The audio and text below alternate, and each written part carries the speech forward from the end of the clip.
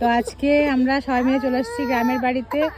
আর এখানে সবার খাওয়া দাওয়ার আয়োজন আছে, তো সেখানে ছিলাম এতক্ষণ। আর এখানে যে আমার মা ওটাকে নিয়ে ঘুরে বেড়াচ্ছে, আর আমার বড় ছেলে দেখো এখানে খেলা করছে।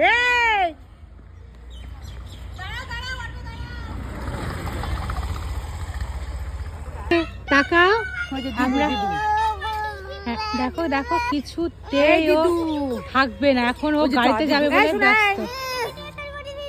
আয় আয় আয় কিরে আয়।